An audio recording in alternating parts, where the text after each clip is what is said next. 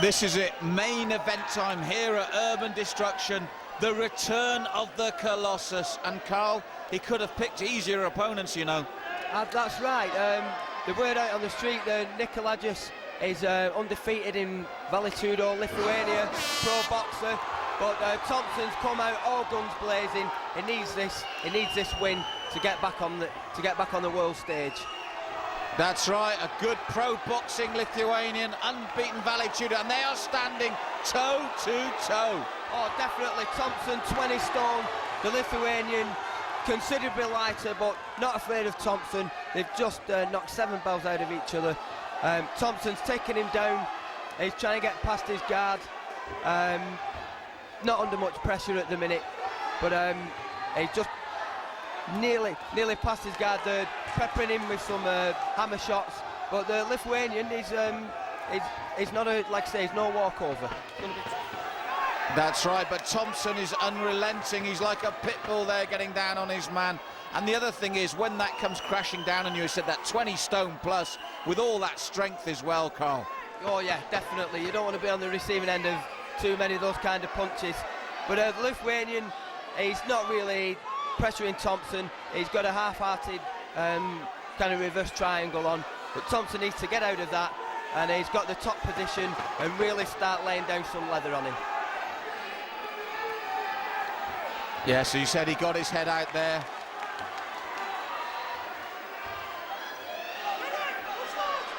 Yeah, he's looking for a leg lock. He's not got his arms as far down the leg as he should really to get the submission, but they're both having a go here.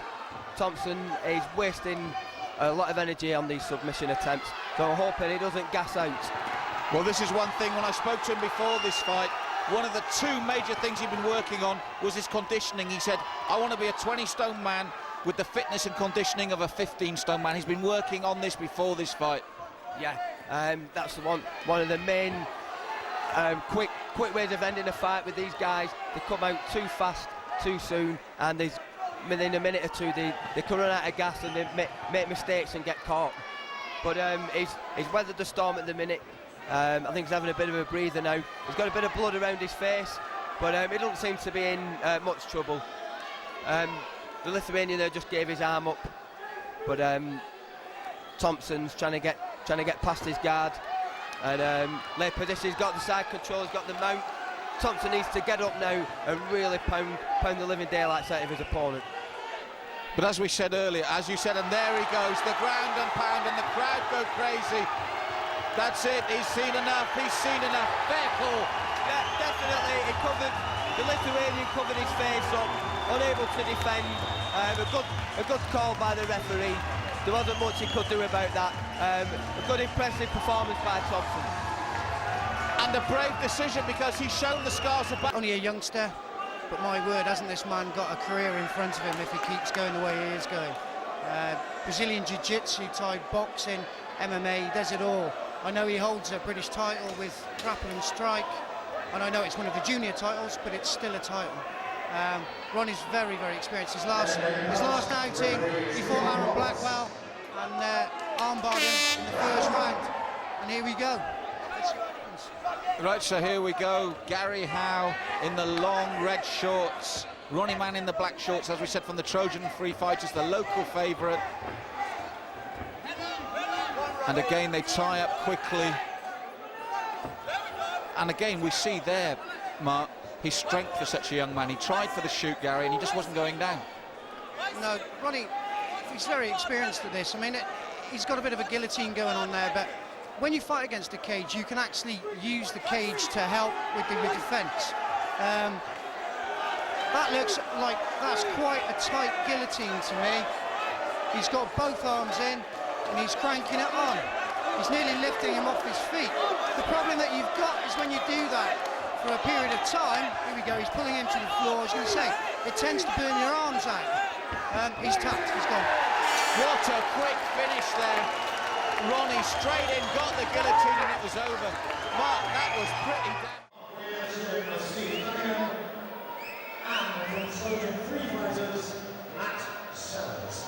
The referee for this 3-round contest, Mark.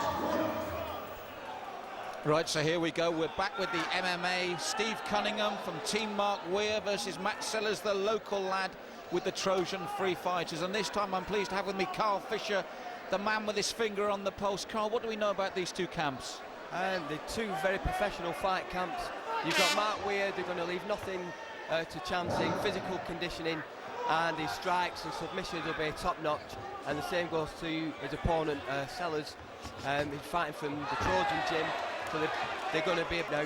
And he's got himself in a defensive position in guard. Now, Cunningham could be dangerous from this point, from the guard. He could get out some good strikes, which he's doing. He's softening him up from the body to the head. So Sellers needs to defend this, get a good sweep in, get back on top, and start taking the fight from there. So really what you were saying was, at the time when he had the sense of getting the strikes in, we saw Sellers then immediately went for the arm. In your book, that was possibly too early. Yeah, he didn't have really good position.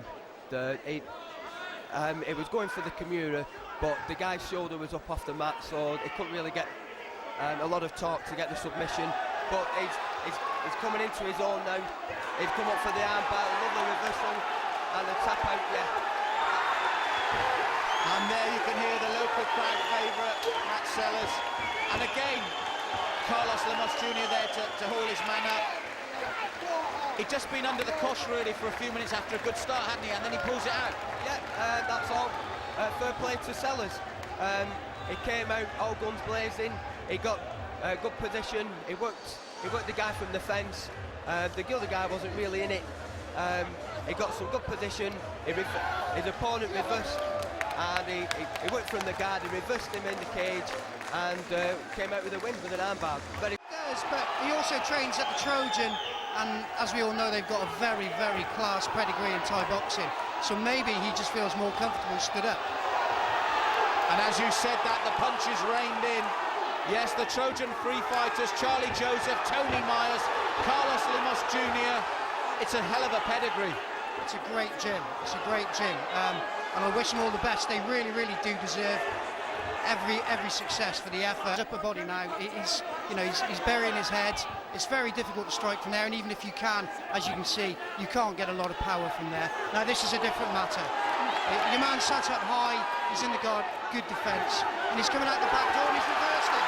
And you can hear the result from the crowd there. Big local favourite Neil Rennicks. But this has been very good opening, both men, because Kenny stayed calm and he's had his say in the fight as well, so very evenly matched at the moment, Mark. Yeah, Rennicks is he's caught in a bit of a guillotine here, and it looks like he's got both hands together, although he doesn't seem to have any problems. He's going for the double leg. Yeah, the trouble is he's just fallen into the guard. And with the guillotine, as we all know, that is the position you want it. He's going to cross his legs. He's going to start trying to stretch him out, as he has, and he's just tapped. Well, good stuff there from Mark Woodard. And it is all over. It's not the result the crowd would have wanted, but Baker was impressive there, wasn't he? Yeah, he stayed calm. He did the best that he could. He controlled some of the action. He was under a bit of adversity in the stand-up. He got position.